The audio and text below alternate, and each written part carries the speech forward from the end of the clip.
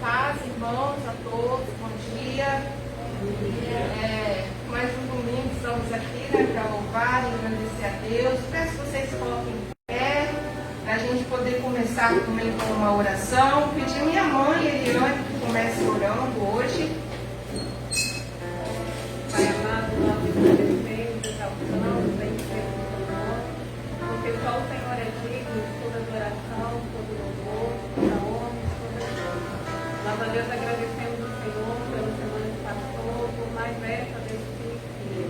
Agradecemos ao Senhor pelas vidas. Obrigado a Deus porque o Senhor tem falado nos nossos corações, tem nos instruído, tem colocado a sua palavra, Deus, dentro dos nossos corações. Ajuda-nos, Senhor, a realmente segui-la e fazer conforme a vontade do Senhor. Obrigado, Deus, por este domingo, obrigado por esta igreja, que o Senhor venha, ó Deus, falar, ó Deus, conosco através da sua palavra. Em nome de Jesus, amém.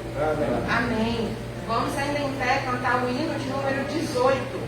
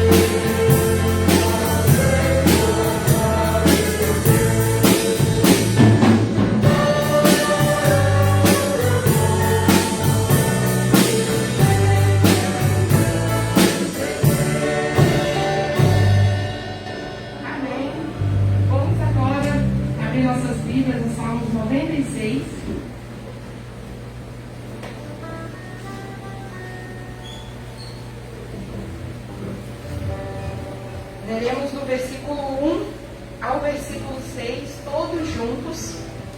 Amém? Amém. Leiamos. Cantai ao Senhor um cântico novo. Cantai ao Senhor todas as terras.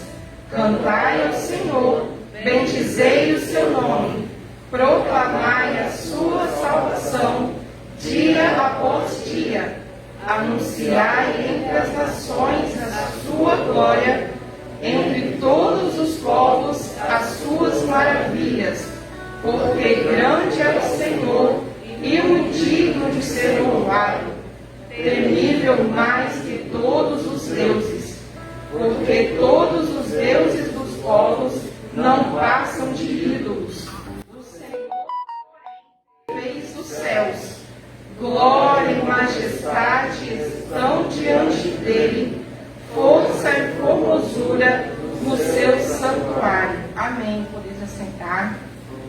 Deus é majestoso, é grandioso, Deus é amor, Deus é justo e é Ele quem nos sustenta a cada dia. Se hoje cada um de nós estamos aqui, é porque Ele nos escolheu, nos trouxe até aqui, colocou em nosso querer e também no realizar em nossas vidas, em cada um de nós.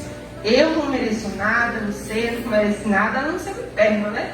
Mas Deus nos livrou do inferno e nós pregamos a todas as nações, independente seja no Brasil, se esteja na França. E eu quero agradecer a cada um que tem ido comigo para a França. Quero agradecer aos meus pais, minha família principalmente. A gente está vivendo um momento meio louco, né? Corre para lá, corre para cá, ver documento, fazer tudo outro. Mas nós sempre damos graças a Deus que por Ele, para Ele, e Ele decidiu que seja assim. Né? A resposta do consulado vai chegar na quinta-feira, dia 18, por isso eu vou ter que atrasar a viagem, a data de ida. Mas, claro que está nas mãos de Deus. E eu dou graças a Deus também porque atrasou. Porque Ele quer que atrase, Ele quer que seja outro dia. Então, assim será, para a glória dEle. Porque, no versículo 5, porque todos os deuses dos povos não passam de ídolos, mas o Senhor, porém, fez os céus. Ele tem todo o universo nas mãos dEle. Ele tem a minha vida, a sua vida nas mãos dEle. E nesse momento, convido você a curvar sua fronte, a orar, a falar com Deus, né? Começar também a semana na presença do Senhor, um momento maravilhoso.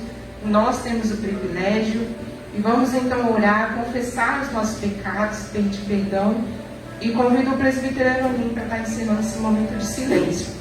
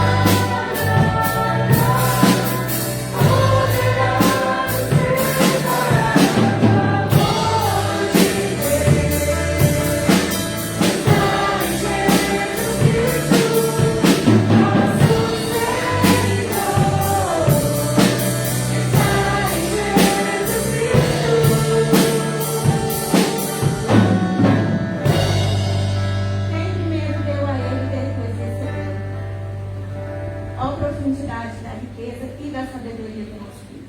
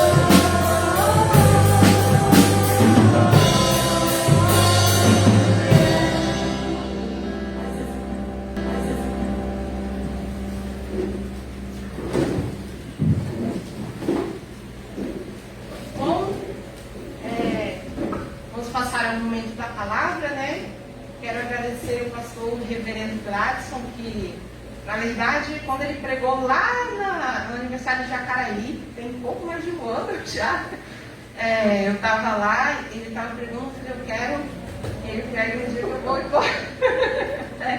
Eu vou embora não, estou sendo enviado, vou voltar. Daqui 2 anos, volto, em março de 2023, sendo da vontade de Deus. E graças a Deus, na hora, no dia lá, ele falou, vou. E aí esse ano eu convidei ele novamente, ele falou, vou. Ele aceitou, claro, tudo, Deus é soberano, Deus escolheu que ele estivesse aqui hoje, cada um de nós. Quero convidar que ele venha, para deixar que ele se apresente melhor.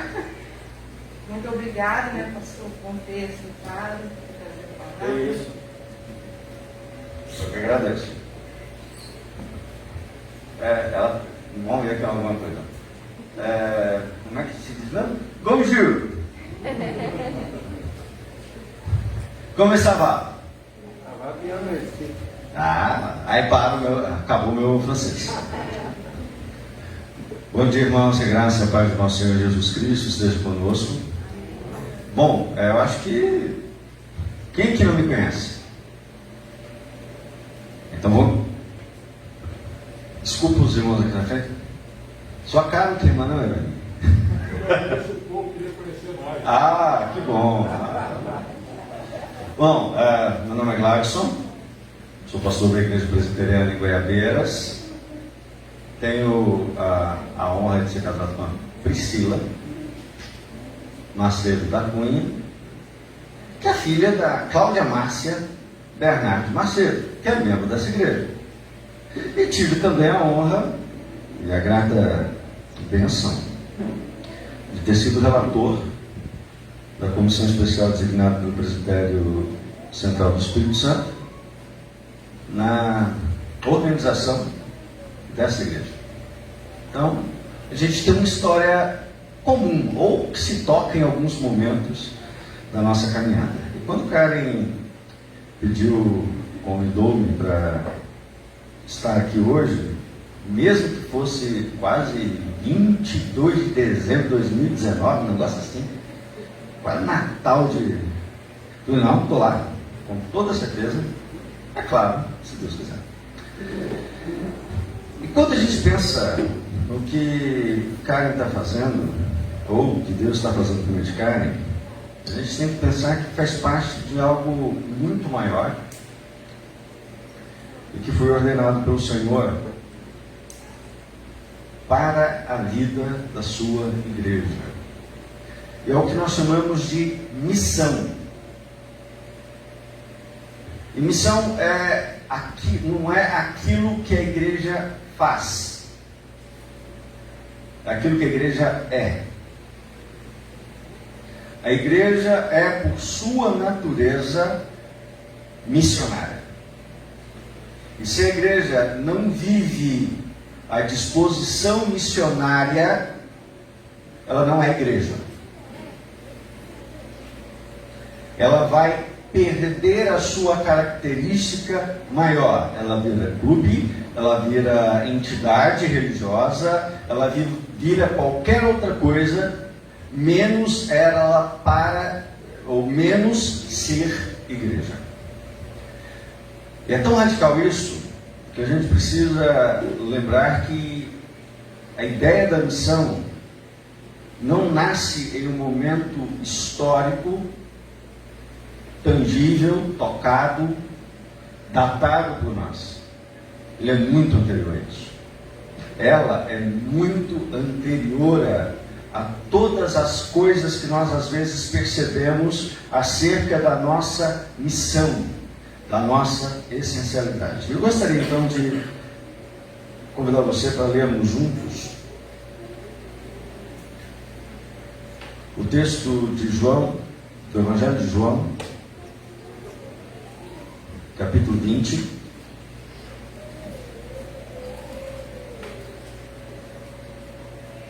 Do versículo 19 ao versículo 23, e a nossa ênfase estará no versículo 21.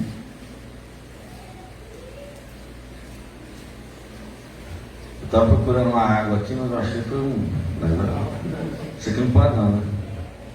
Se alguém puder providenciar uma água, será bem-vindo. Evangelho de João, capítulo 20, do versículo 19 ao versículo 23.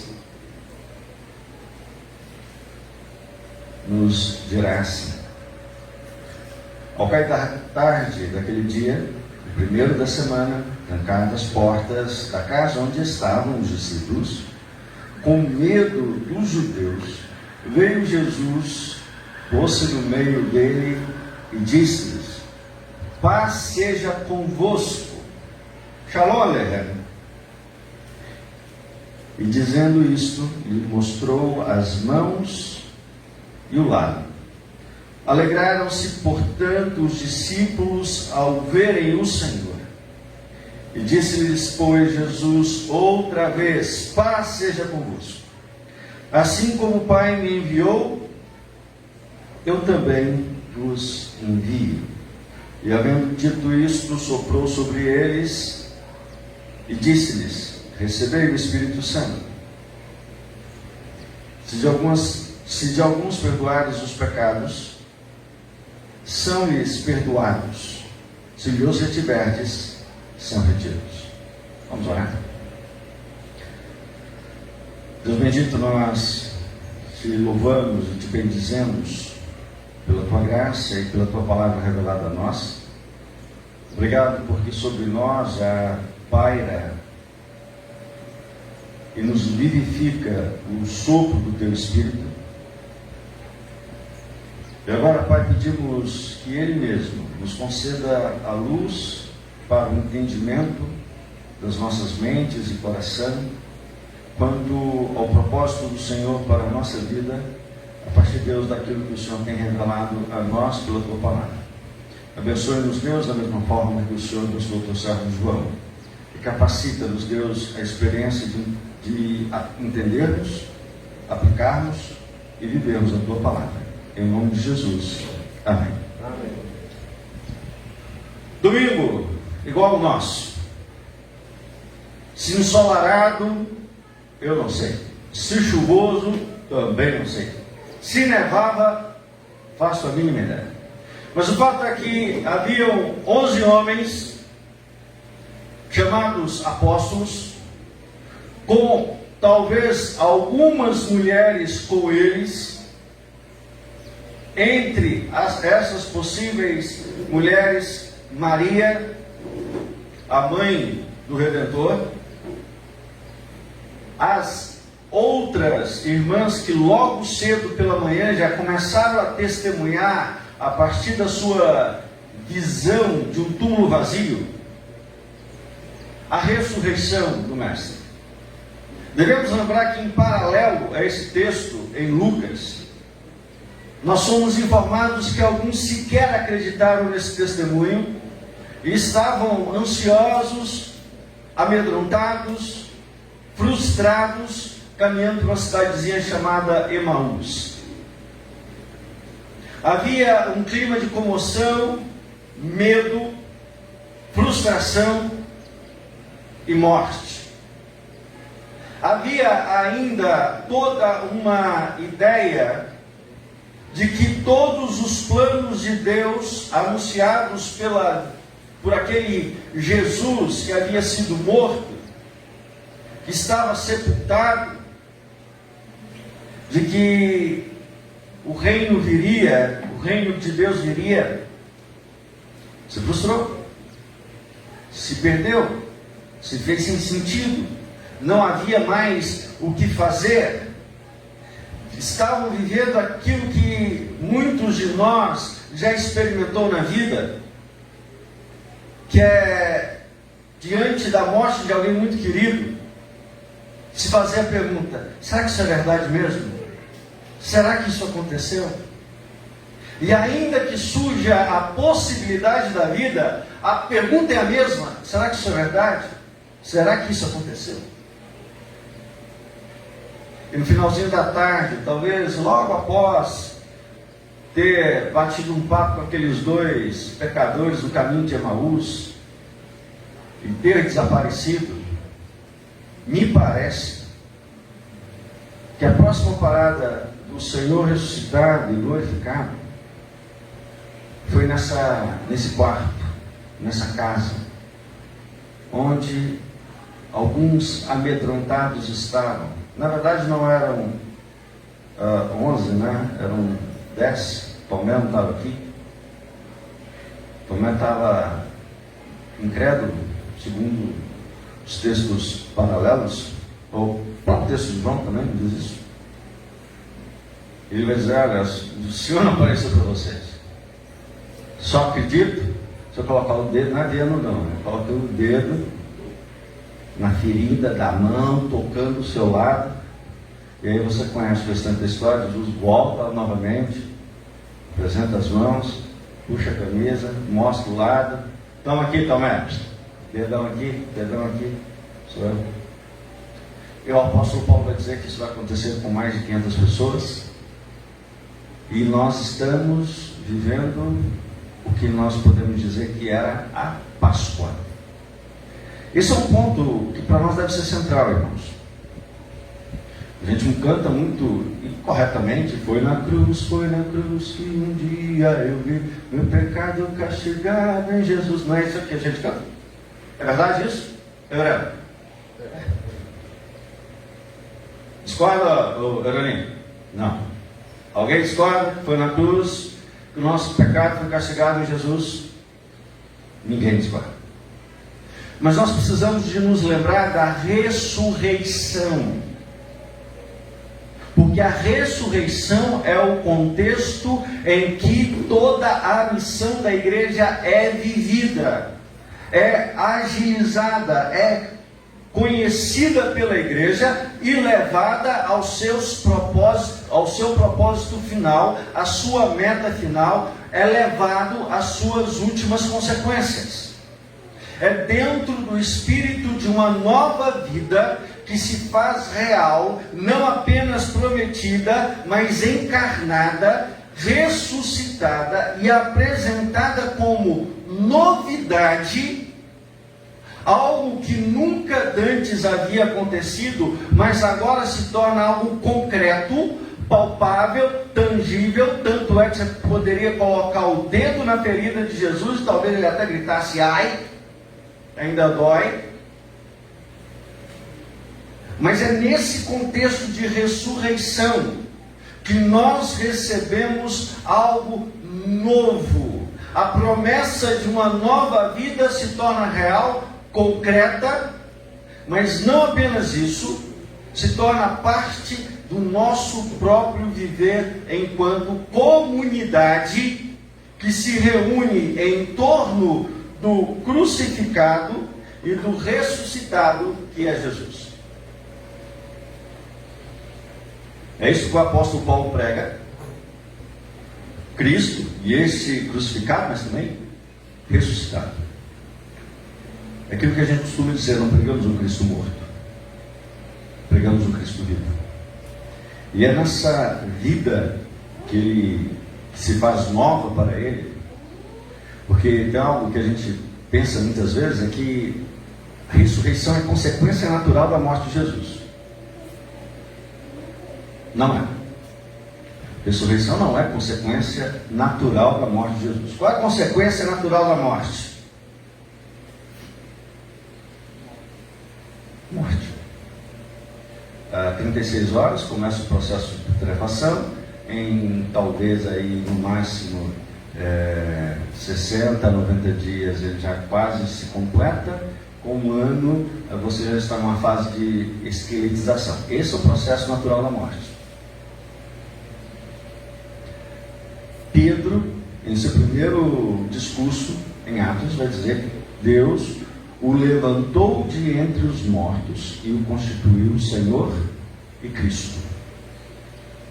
É uma reversão de toda crueldade e maldade, é a reversão também da aplicação da sua justiça sobre ele por causa de nós, e a constituição dele também como Senhor da igreja, que Senhor de todas as coisas, para que ele reine até o fim, subjugando todas as coisas, colocando debaixo dos seus pés, até que Deus possa assumir novamente o senhorio sobre todo mundo e ser tudo em todos, como nos diz o apóstolo Paulo na carta de 1 Coríntios capítulo 15, a partir do versículo 24 até o versículo 28. Bom, por que eu estou dando essa volta toda? Para a gente entender que o que nós vamos ou devemos viver enquanto missão, e aquilo que Karen vai ter experiência de uma maneira transcultural, não é simplesmente algo inventado pela nossa igreja para criar, ou pela igreja cristã para criar uma atividade, mas é aquilo que faz essencialmente a igreja e que a determina como igreja, dentro de um contexto de ressurreição, de vida nova oferecida e promessa que se estende para todas as nações. Bom, aqui eu preciso fazer uma pergunta muito básica: o que é missão? O que é missão?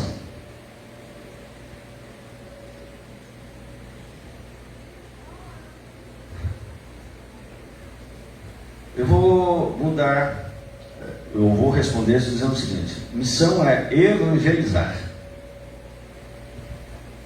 Alguém discorda? Fique à vontade, pode discordar.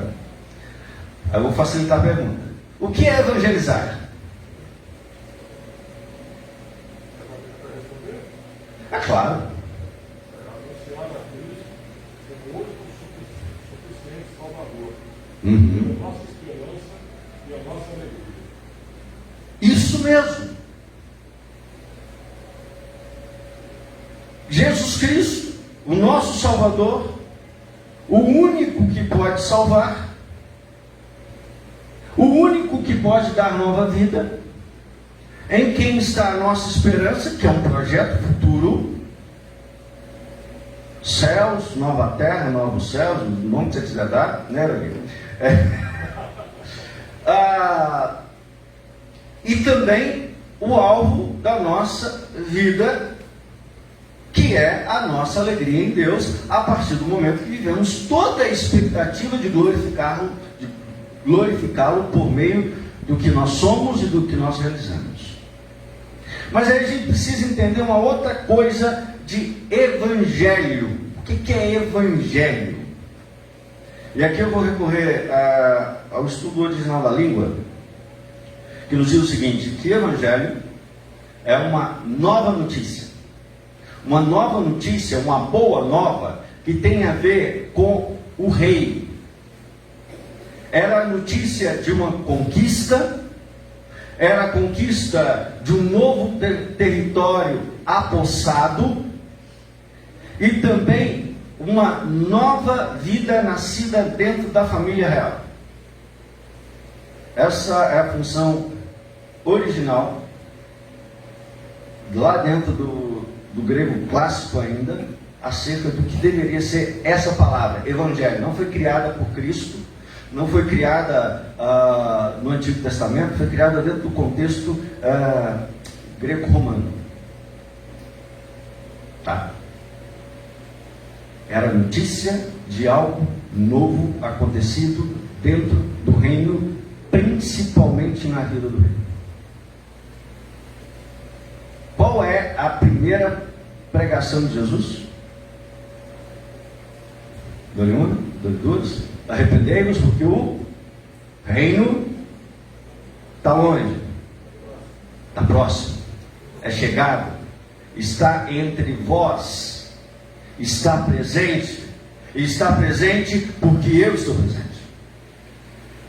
E quando então ele diz e se relaciona com o reino, o texto bíblico mostra que ele também é rei, e agora ele nos manda evangelizar, pregar o evangelho a todas as nações, pregar o evangelho em toda a criação, e nos manda então nesta proposta, nós estamos anunciando algo que tem a ver com o rei, com a sua conquista, com o seu reino e com a nova vida que ele introduz em sua família.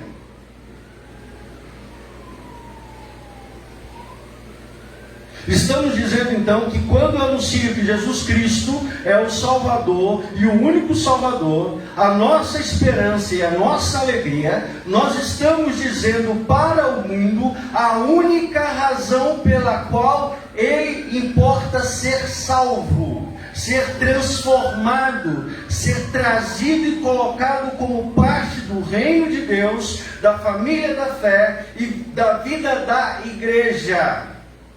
Não há outra forma para o mundo, porque fora desta realidade, que podemos chamar de reino dos céus, reino de Deus, que é o Senhor se assenhorando sobre todas as coisas, para que todas as coisas revelem a sua glória, nós estamos em conflito bélico e terrível contra o reino das trevas. É um reino parasita, tá?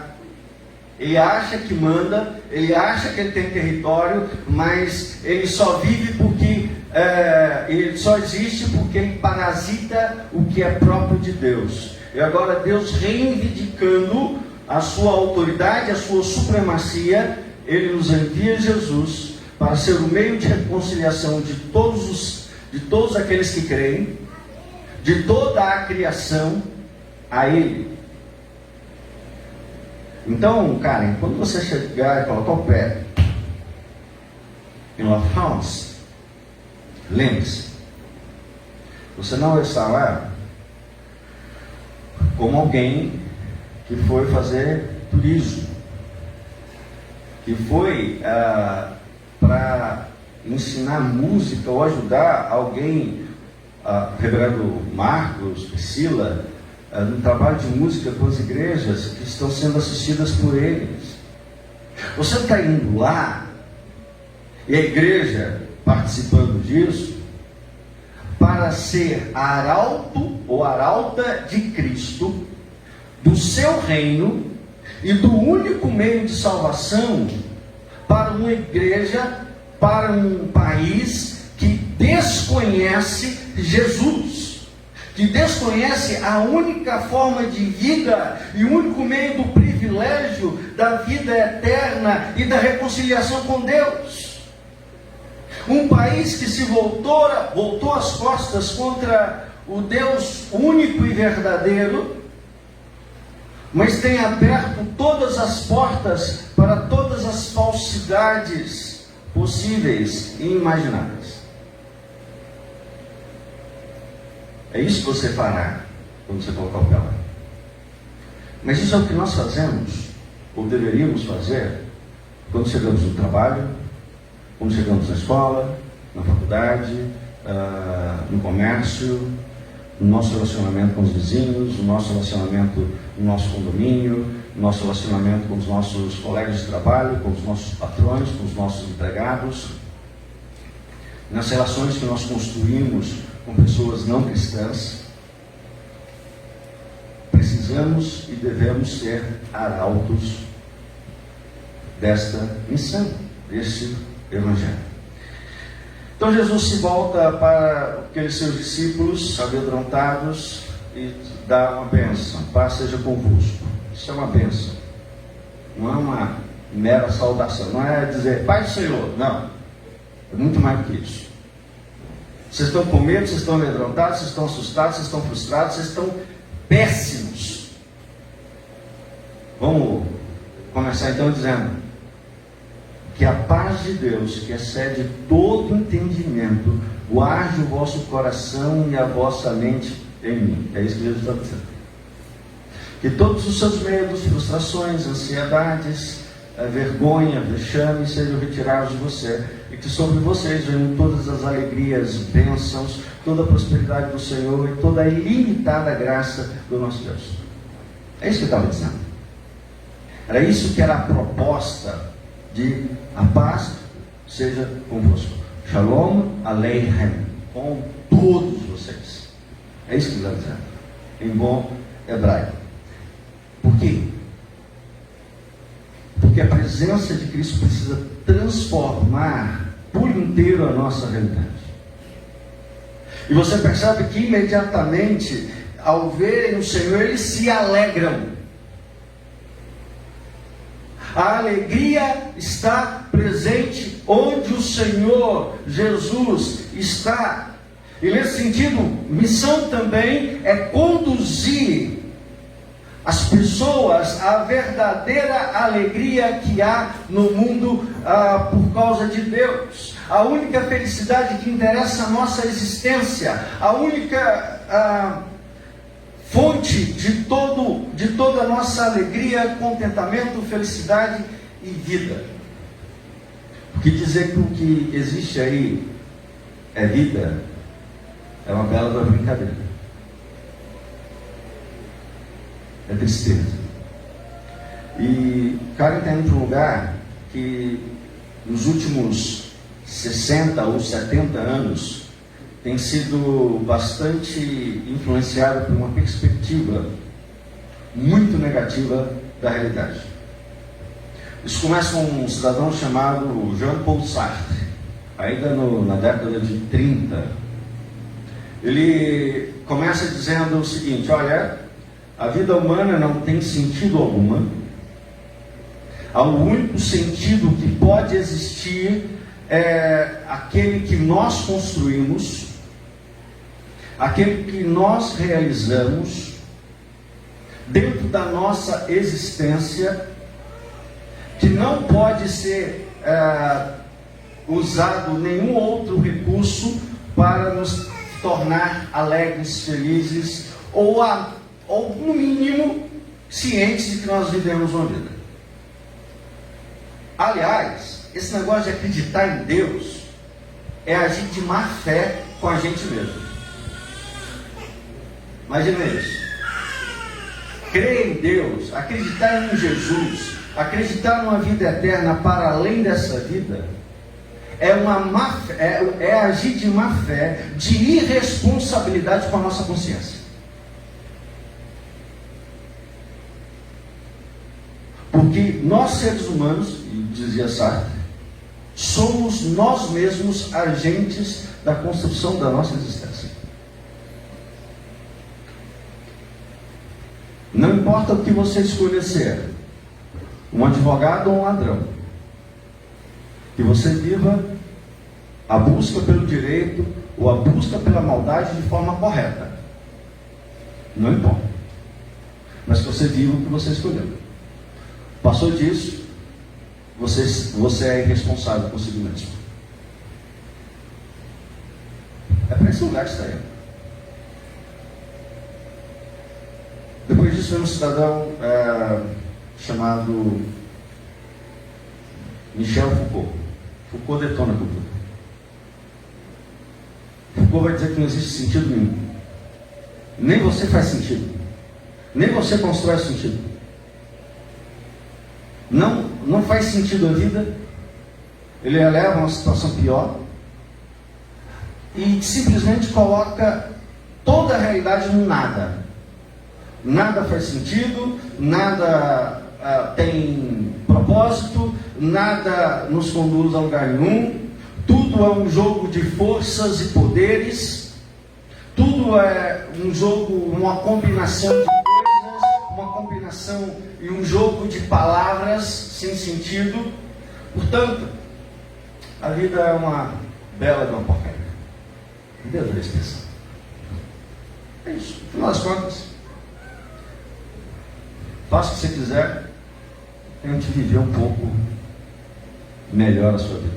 Então coma, beba, faça tudo o que você quiser, porque a vida não vai passar disso.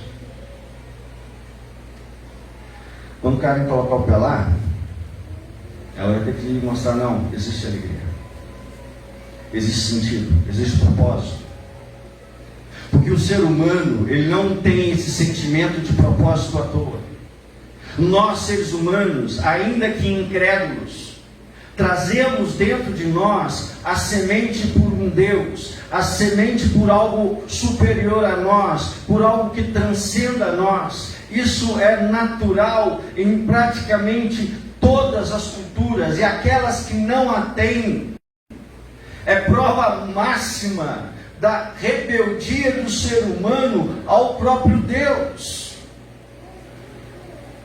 A sua própria origem é a perversão contra tudo aquilo que Deus determinou que fôssemos, e deixamos de ser por culpa primeiro de Adão, de Eva, e agora também por culpa nossa, e tão somente nossa.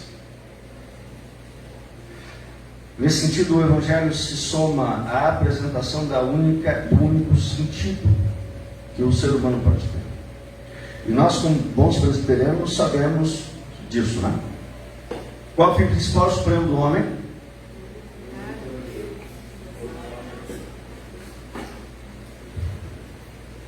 Glorificar a Deus e alegrar-se nele para sempre. Eu prefiro essa forma de traduzir. Então ela ganha mais expressão e foge um pouquinho daquela perspectiva um pouco mais sexual que a palavra gozar já assumiu. E fora que essa expressão está meio em desuso, e a gente entende mais o que é alegria, nossa felicidade. A nossa felicidade em Deus é a glória. A nossa felicidade está em Deus. A nossa alegria está em Deus, em glorificá-lo, em expressá-lo, em apresentá-lo, em vivenciá-lo, em experimentar da sua vontade sobre a nossa vida. E sobre isso, o Senhor já começa a nos mostrar algumas coisas. Primeiro, Olha o versículo 21. A primeira parte dele é novamente a saudação, mas a segunda diz o seguinte: assim como o Pai me enviou, eu também os envio. Primeira coisa que a gente aprende aqui nesse pequeno trecho: a missão, toda a missão começa em Deus. Nós cantamos isso, né? Porque dele, por ele e para ele são todas, inclusive a missão da igreja de evangelizar, anunciar o Salvador, a nossa razão de esperança e de alegria. Alguém discorda? Alguém concorda? Bom, vamos pensar nisso um pouquinho. Quando é que começa a missão no coração de Deus? No instante imediatamente após, vamos colocar dentro da nossa categoria de pensamento, vamos pensar na eternidade. Não, a eternidade é uma coisa muito grande, tá? Vamos pensar só na narrativa do texto bíblico. Gênesis, capítulo 3, a gente conhece a história.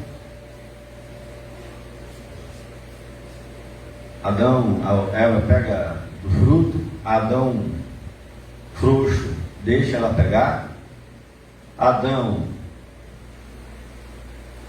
mineirinho, come quieto, deixa ela comer a fruta, vê que não morreu, vai lá, dá uma dentada também.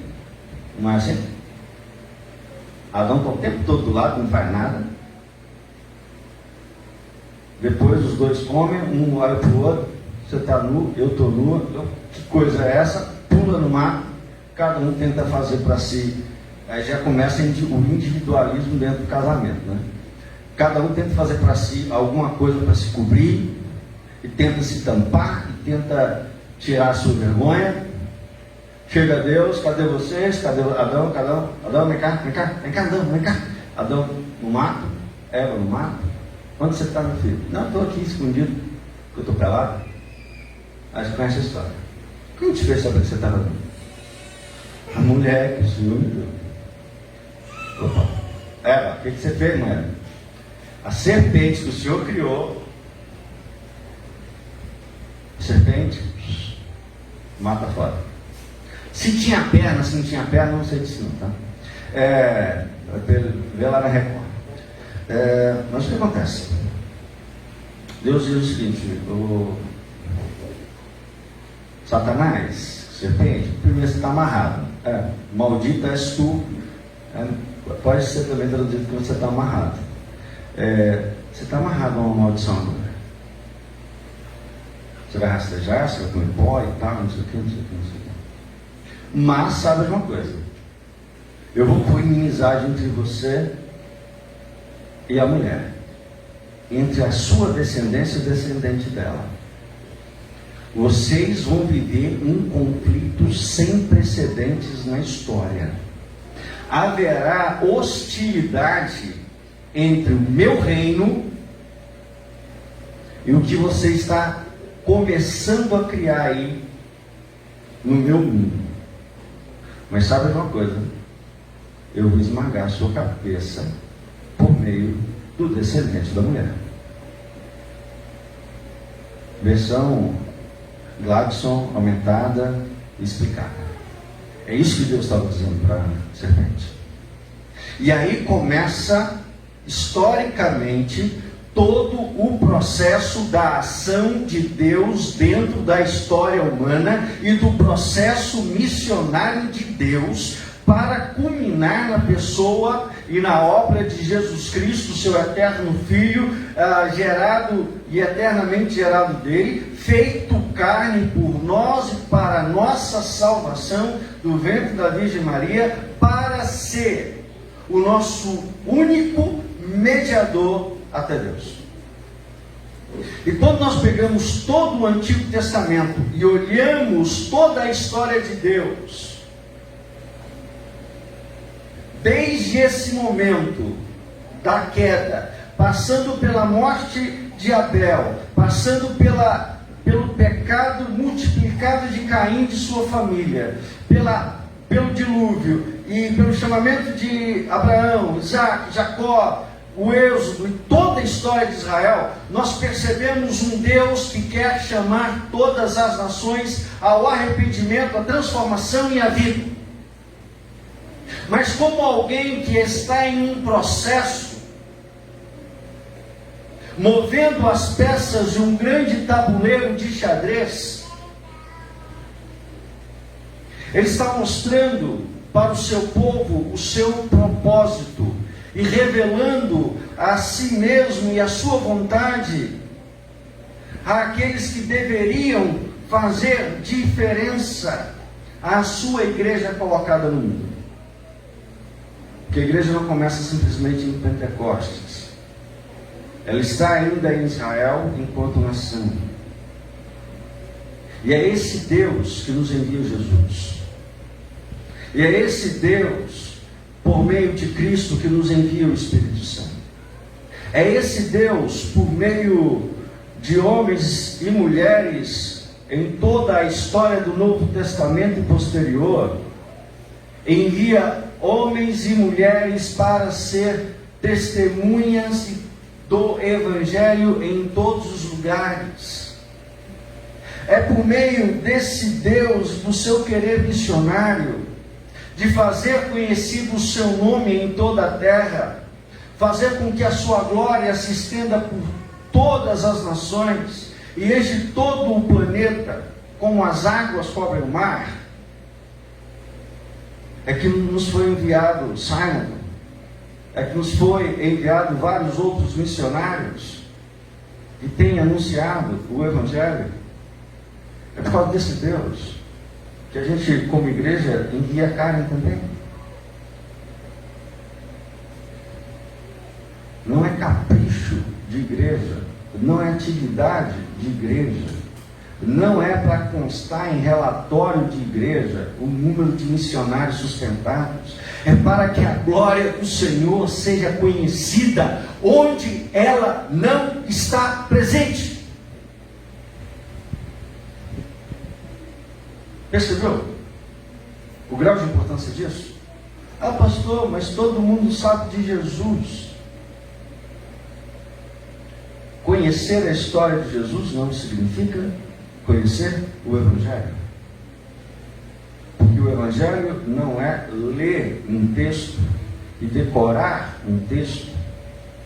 É um encontro com o ressuscitado Jesus por meio da sua palavra, por meio do seu Espírito, através de testemunhas vivas do que ele fez e faz. Segunda coisa que a gente pode aprender nesse trechinho aqui é que toda missão está relacionada à missão de Jesus.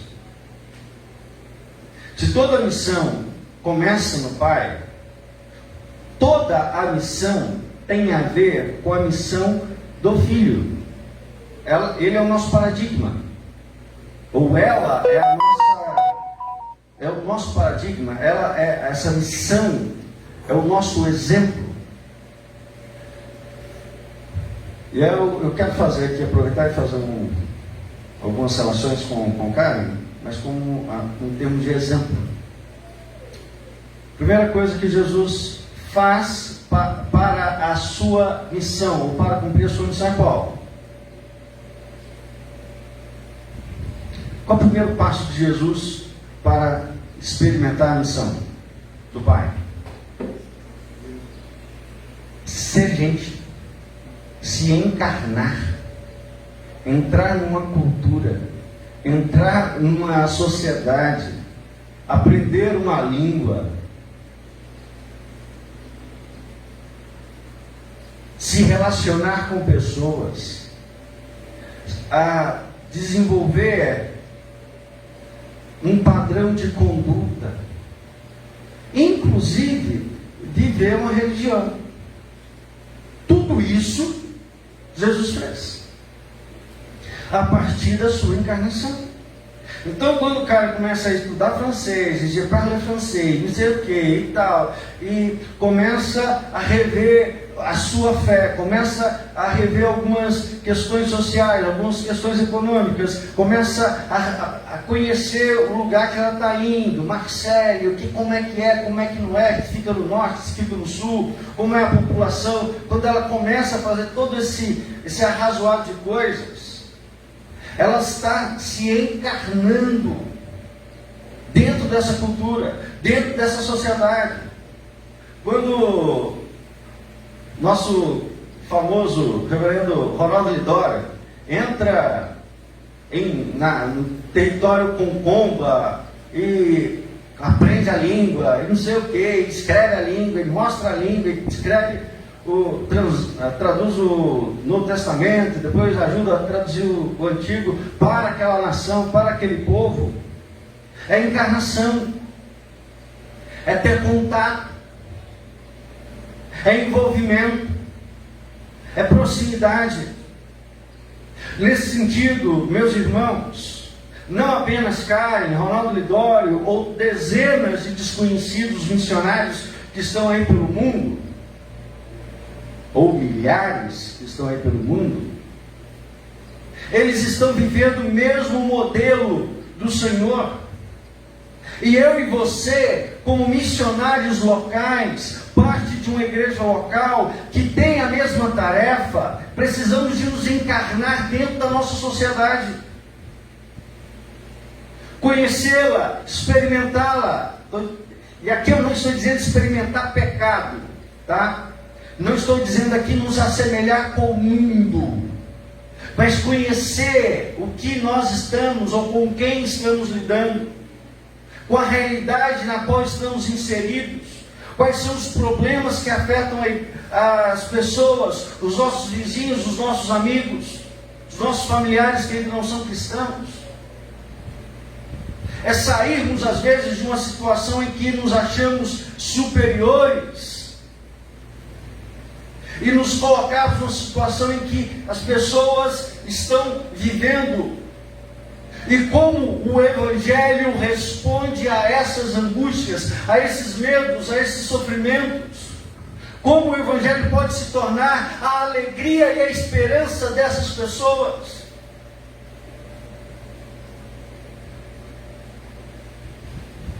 Jesus faz isso de diversas formas. Talvez a mais icônica é quando ele se aproxima daquela mulher naquele poço em Samaria. Começa uma conversa muito estranha. Me dá água. Eu não tenho nada para tirar água. Por que você está pedindo água?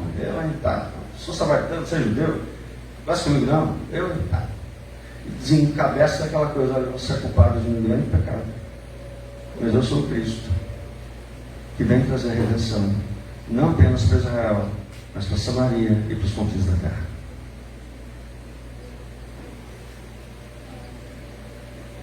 Segunda forma de encarnarmos é o anúncio. Jesus vive a sua missão anunciando, pregando, falando do reino de Deus, falando o que é valor e princípio do reino. Ele começa a mostrar que não há vida fora de Deus. Ele começa a mostrar que viver para a glória de Deus não é uma obediência cega, estrita e meritória de regras, mas é uma profunda transformação de Deus realizada no coração humano. Coração humano que por Deus e para a glória de Deus reconhece o seu pecado, chora por ele, se angustia por ele, que resiste ao mal, que resiste à perseguição, ao enfrentamento, que resiste àquilo que o mundo busca nos apresentar como meio de sedução. Essas são as bem-aventuranças. Mas que por fim tem que resistir e se manter firme, até se isso lhe custar a vida.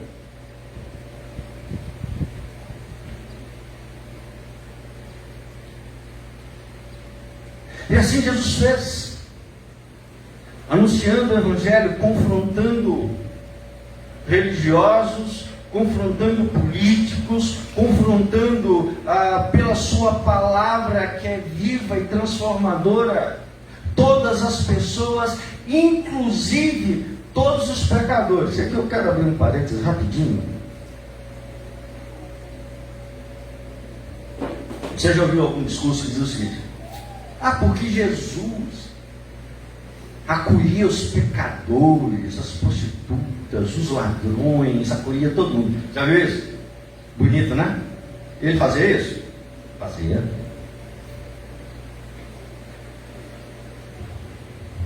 Olha como que ele fazia. Vai lá e chama o seu marido. Não tem marido não. Bem que você disse, né? Já 5 você teve, agora que você está com você, nasceu. Ele acolheu? Acolheu. E mostrou o pecado? Mostrou.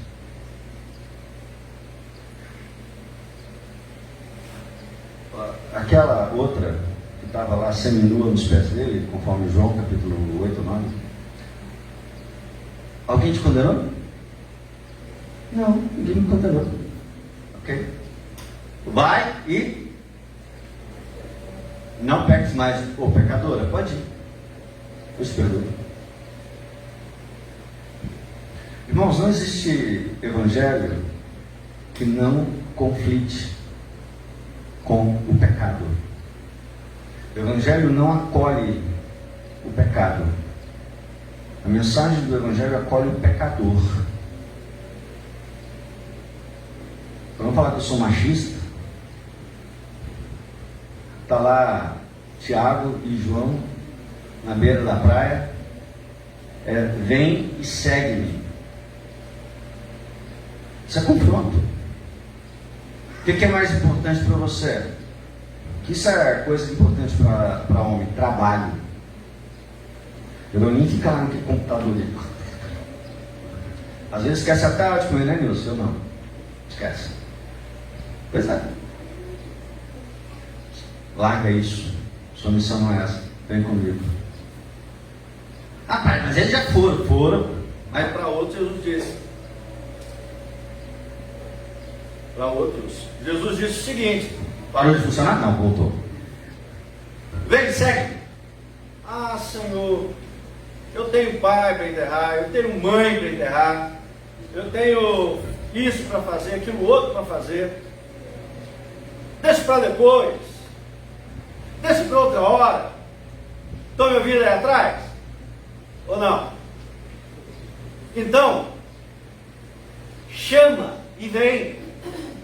Mas tem gente que Jesus chama e não vai.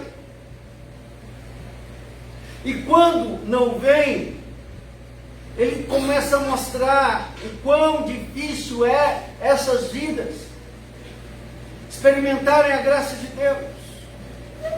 É aquele jovem rico que não é capaz de abrir mão do que tem para seguir Jesus.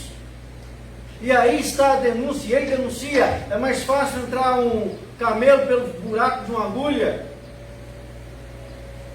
do que o rico entrar no reino dos céus. Mas aí tem toda uma explicação que não nos cabe agora. É denúncia contra o pecado. Evangelho não acolhe o pecado, acolhe o pecador arrependido, contrito, tratado pelo Espírito Santo. Então, carne, não negue o Evangelho. Não faça concessões ao Evangelho. Irmãos de Morada de Laranjeira, não faça concessões ao Evangelho, porque não há concessões. Talvez você trabalhe em formas diferentes, mas jamais o conteúdo pode ser mudado. Deixa eu dar um exemplo. Como é que é esse copo? Eu vou virar quadrado no fundo, redondo em cima. O que é importante? O copo, a água. Se fosse uma garrafa de plástico, tinha problema? Não, para mim não. Talvez ele, pastor, ó, como que eu vou deixar um colega tomar um copo, água, um copo de plástico? Eu quero a água, não quero o copo. A água é o Evangelho, é o que dá vida. O copo é o meio que você usa. Internet, pregação, dispositiva, sei lá o que, música, arte. Só que o Evangelho nunca pode ser negado. Terceira coisa que Jesus nos mostra na missão, e aí tem a ver com nossos atos. O Evangelho se prega por palavra, mas se prega por vida. Qual o grande problema hoje, principalmente para nós pastores, que estamos em uma posição de maior destaque, e, aliás, de maior visão? Estarmos adequados àquilo que nós pregamos. Você pregar uma coisa e viver outra. Infelizmente a gente sabe de gente que fala uma coisa e vive outra totalmente diferente. Então há uma necessidade, porque estamos sob maiores olhares, de vivermos assim. Mas, por exemplo, lá no seu trabalho, quantos cristãos existem?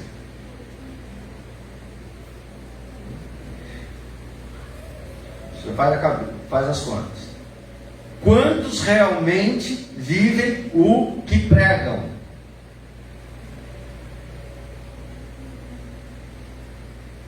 Pensa. Sabe de uma coisa? Aqueles que vivem uma coisa e pregam outra, eles estão blasfemando contra o Evangelho. É uma blasfêmia. Porque a palavra não se confirma pelos atos. Nem os atos são confirmados pela palavra. Em Jesus, atos e palavras são praticamente a mesma coisa. Porque um confirma o outro. E deixa eu te contar uma história. Aliás, um dado, para complicar um pouquinho mais a vida da Karen também.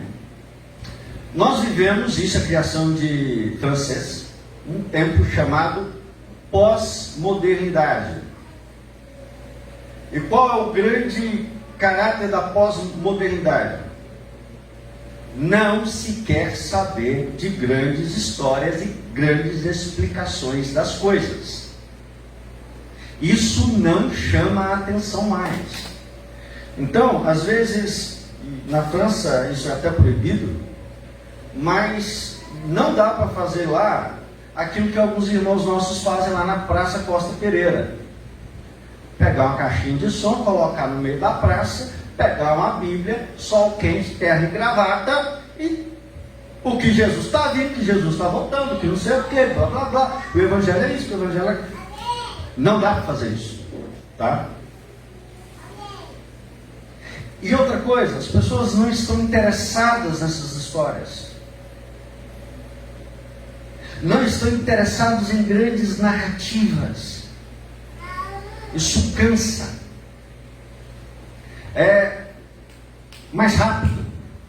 Precisa ser algo mais palpável, mais pragmático até. E como é que há interesse em uma história tão longa quanto a história do Evangelho? Quando ela se torna visível, palpável, mensurável através de uma vida. A gente chama isso tecnicamente de testemunho.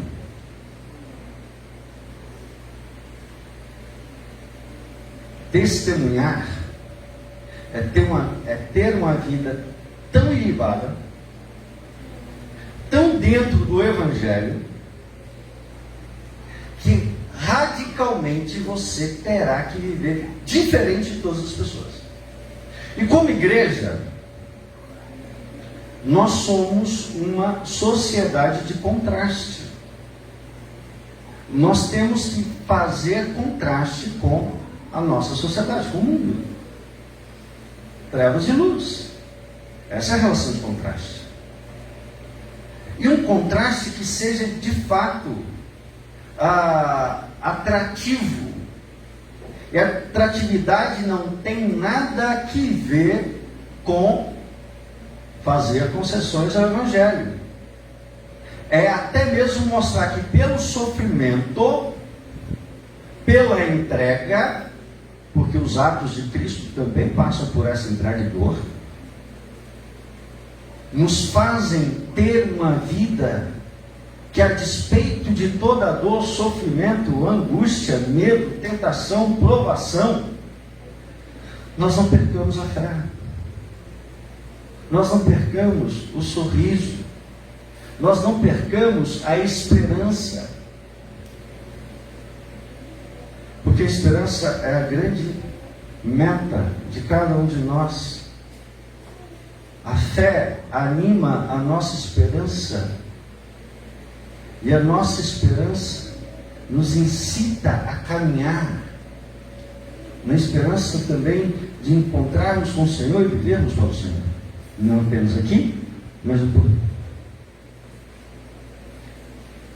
Então, toda missão, ela é missão baseada na missão de Jesus, na encarnação, também na fala e na ação. Eu queria concluir, última questão que nós vemos aqui, é que toda a missão é missão para a igreja. Assim como o Pai me enviou, eu também os envio. Bom, quem estava ali presente? Tirando Judas Iscariotes, que devia estar morto já, e Tomé,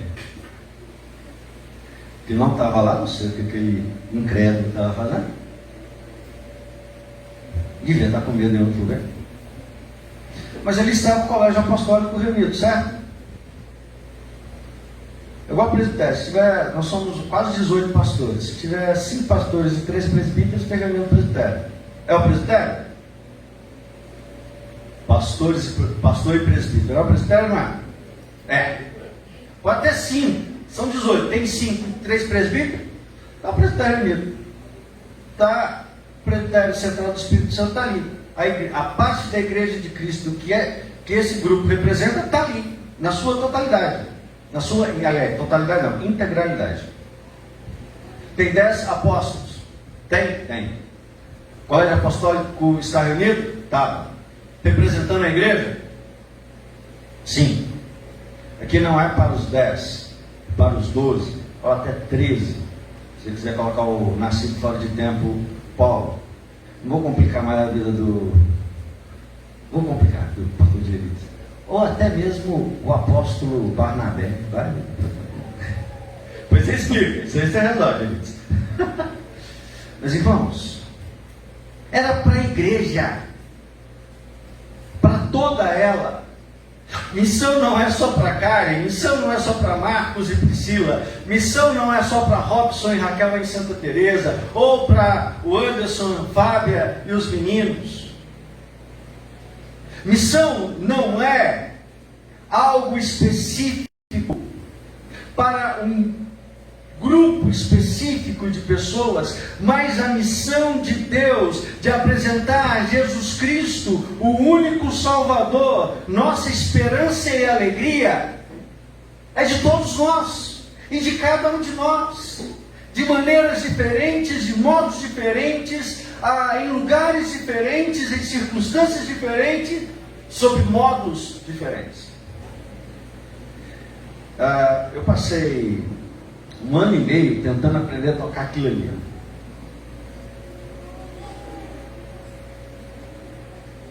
Cheguei a ter um professor, o reverendo Roma em Portugal, que eu costumo brincar o seguinte: ele também ensinava violino, e ele tinha um aluno que não tinha o braço, só tinha um antebraço. Ele conseguiu fazer esse cara tocar violino, só com uma mão. Eu com duas mãos eu não consegui me ensinar a tocar piano de jeito nenhum. Eu nunca vou para a França ou para qualquer lugar para ensinar música a seu ninguém. Porque o pouco que eu sei não dá o dedinho da cara. Estou falando sério, nessas músicas que ficam, eu não toco nada, não é falsa modéstia, é só para fazer barulho para a Priscila falar assim, meu bem, pode tocar esse violão? Meu bem, a gente tem piano, cara. Mas é só para isso. Para o vizinho, às vezes, porque às vezes eu fico mais sozinho, assim, mais sozinho não, fico pelo menos 2 semanas por mês estou ficando sozinho em casa, o vizinho deve ficar assim, esse miserável já começou a tocar esse violão. Que raiva, que ódio, ó vida, ó azar, coisas desse tipo. Mas eu estou em outros lugares, em outros meios que a cara não está. Da mesma forma, que aquele irmãozinho ali de máscara azulzinha, qual é o seu nome? Você mesmo. Marquesan? Olha. Quem chama Gladson, né, pode não entender o nome de ninguém. Marquesan, por exemplo, eu não sei quem é, eu não sei onde ele mora, eu não sei onde ele trabalha, com quem ele trabalha, mas possivelmente eu nunca vou conseguir falar com o colega de trabalho dele. Possivelmente o pastor Gerides nunca vai conhecer os colegas de trabalho dele. Quem é o missionário no trabalho do Marquesan? Ele. Eu nunca vou ter contato com o pessoal da Oracle. É isso mesmo? Você fala? Oracle. Mas o Heroinho vai. Não, mas ele está numa relação de trabalho. Daí. Jesus entrar em qualquer lugar, falar com qualquer pessoa, deu brecha. Ele estava conversando, ele estava falando, ele estava mostrando que era cristão, ou que era o Cristo e o Evangelho. Eu nunca vou ter contato com os seus familiares. Talvez pastor Gerides, ainda como pastor, talvez nunca vai ter. Quem é missionário ali, na sua rua, no seu bairro, no seu condomínio, no prédio onde você mora, na faculdade que você frequenta, é você. Porque também você nunca vai entrar onde eu entro, nunca vai alcançar onde eu alcanço, e ali eu tenho que ser diferença, mostrar o Evangelho. E às vezes é difícil, é complicado, sim. A gente é falho, com certeza. Mas a nossa função, o nosso dever, a nossa tarefa, não depende de maior grau ou menor grau de santidade ou de santificação. Isso acontece em paralelo. Apenas temos a ordem: faça, pregue, anuncie, proclame, lance a semente. Que quem dará o crescimento é o Senhor. A missão começa em Deus. A missão se baseia na missão de Cristo, mas a missão é de toda a igreja. Ser missionário de uma maneira mais específica, como Karen e tantos outros, é um dos modos como realizamos essa missão. E perceba, em momento algum eu falei missões, mas missão. Missões, pelo menos no meu entendimento, é uma parte da missão. Espera, juntar a trouxinha, pegar o passaporte e ir para a França, ir para o Líbano, Portugal, Mongólia, Rússia, Trindade e Tobago, qualquer lugar do mundo, para anunciar o Evangelho em missões. Mas a missão é evangelizar, não importa onde, não importa quando, importa sim, e deve sim ser levado em consideração a nossa obediência ao Senhor. Nessa manhã, meus irmãos, eu quero que isso entre para nós como um chamado. Nós vamos, como igreja, enviar Karen. Envio, vai, volta. É de Deus, tá? Esquece essa sua programação. Até o ia de Deus. Mas vai. É um mandato que ela recebeu. E nós recebemos também. Ela é diferente. Mas que tem a ver com a participação de algo muito maior. É a oração, a parte final de Isaías 9. Nós lemos muito no Natal, né?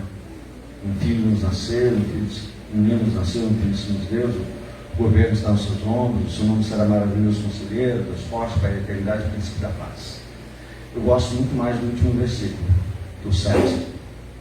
Para que se aumente o seu governo e venha paz sem fim sobre toda a terra, e o poder do Senhor dos Exércitos para isso.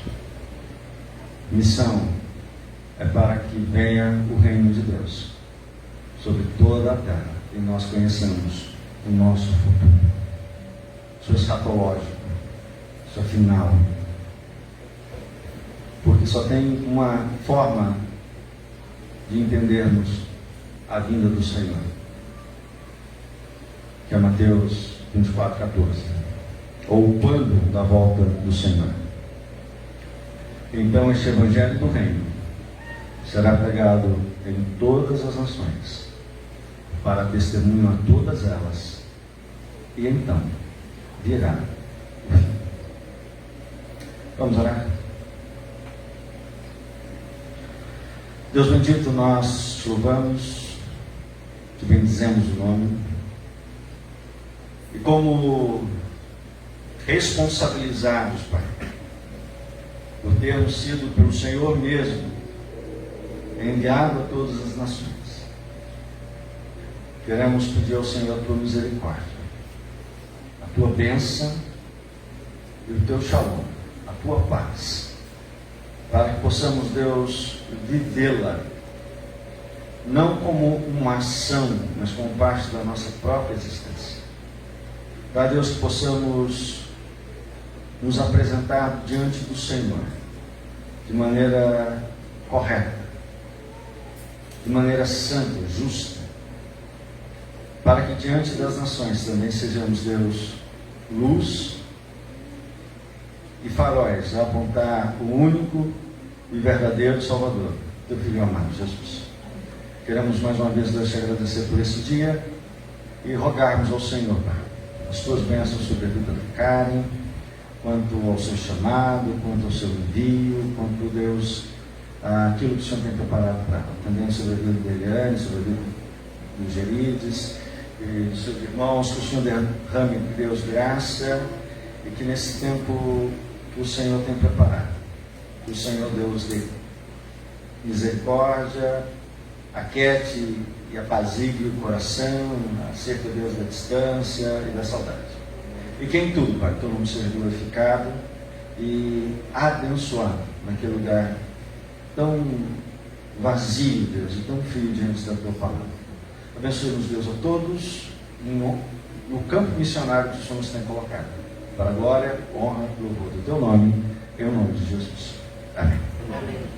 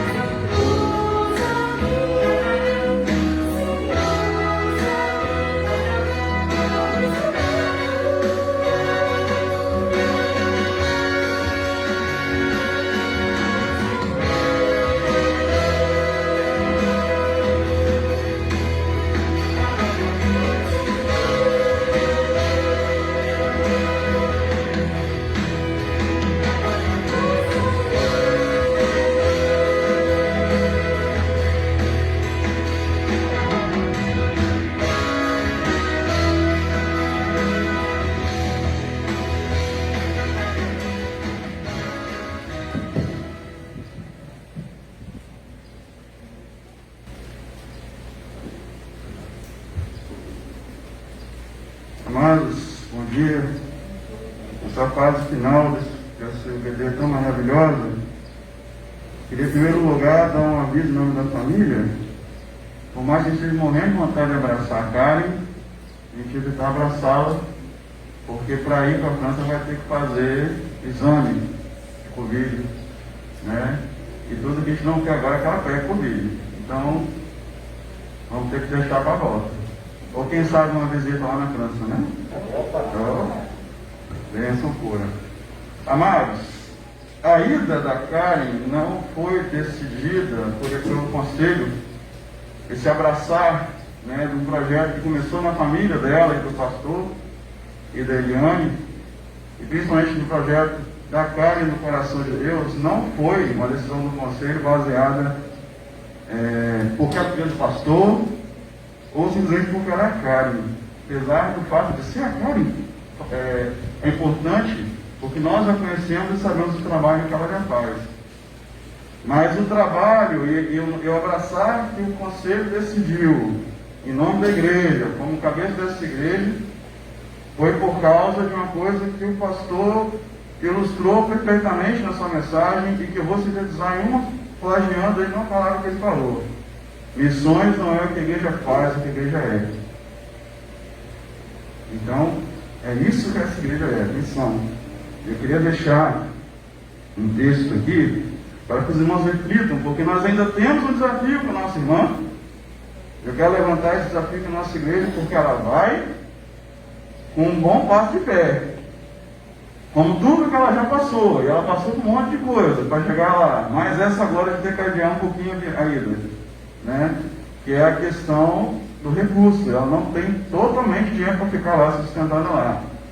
Mas em 2 Coríntios 8, versículo 1 e 2, a palavra do Senhor diz assim: também, irmãos, vos fazemos conhecer a graça de Deus, concedida às igrejas da Macedônia, porque no meio de muita prova de tribulação, manifestaram a abundância de alegria, e a profunda pobreza deles superabundou em grande riqueza da sua generosidade.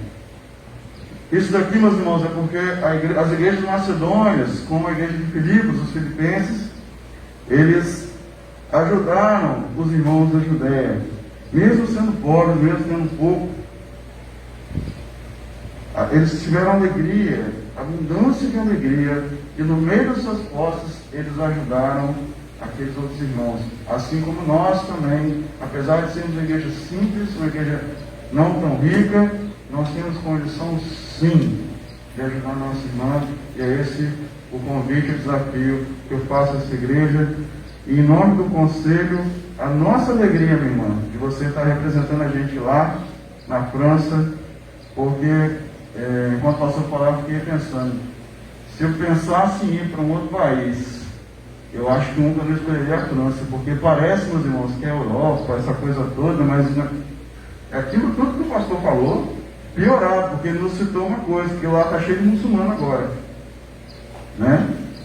Então, é um desafio enorme, talvez muito maior do que ir, por exemplo, com a África. Eu creio que muito maior. Então, minha irmã, que Deus esteja abençoando a sua vida, para honra e glória do Senhor, pastor. É considerado a religião mais difícil de pregar no Evangelho, percentual menor de conversão no mundo, é o trecho da Europa. E nós temos que colocar essa nossa irmã debaixo de oração, porque, como eu disse, eu estou indo para um país que hoje é muito muçulmano, e ela, mulher, né? Muçulmano e mulher é igual água e vinho, água e óleo, né? Não mistura. Mas ela vai ser usada pelo Senhor, porque é a mulher do Senhor, para a glória do Senhor. Vamos orar para encerrar? Karen, vem aqui com sua família, papai, mamãe, Breno, Kênia. Aqui à frente, a gente vai orar por vocês. Queria pedir o presbítero Ironim e o pastor Watson também se coloquem em pé e vamos colocar a mão sobre eles. Fica virado para mim aqui, para cá. Para mim. Vocês podem ficar juntinhos, se for deixando. Vamos orar? Ó Deus, nós louvamos ao Teu nome, pelo privilégio de servir ao Senhor. Pelo privilégio, ó Deus, de fazer parte da missão do Senhor. Um dia, ó Deus, estaremos diante do Senhor para todo sempre. E diante de Ti veremos pessoas de todas as línguas, povos e raças, ó Deus, que serão nossos irmãos, mais allegados do que nossos familiares hoje.